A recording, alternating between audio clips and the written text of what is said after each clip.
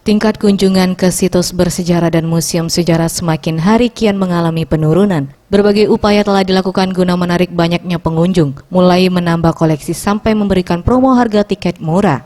Pengurus Museum Sultan Mahmud Badarudin II Abi Sofyan mengatakan, jumlah pengunjung memang tidak menentu setiap harinya. Rata-rata perharinya sebanyak 10 pengunjung, namun setiap akhir pekan jumlah ini akan meningkat 100%. Guna memberikan pelayanan terbaik, pihaknya telah menyediakan pemandu wisata yang dapat menjelaskan sejarah benda yang ada di museum.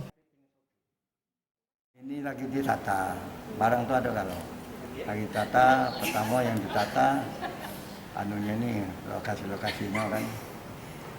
Nah, udah itu ada kekurangan dikit kita ini guiding teknik tentang menerangkan ini. Karena museum ini merupakan lembaga pendidikan non formal. Kalau perguruan tinggi formal, SMA formal, jadi formal.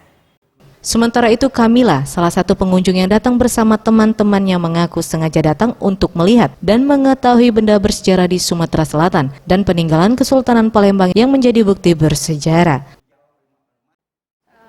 Kan udah lama nih sekolah di Palembang, terus pengen juga tahu tentang sejarah kota Palembang, tentang wisata di Palembang. Jadi ngajak teman-teman buat jalan-jalan di Palembang.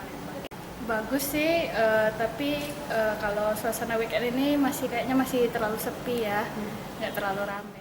Untuk harga tiket, pihak Museum Sultan Mahmud Badarudin II memberlakukan harga Rp2.000 untuk mahasiswa, Rp5.000 pengunjung umum, dan Rp20.000 bagi para wisatawan asing.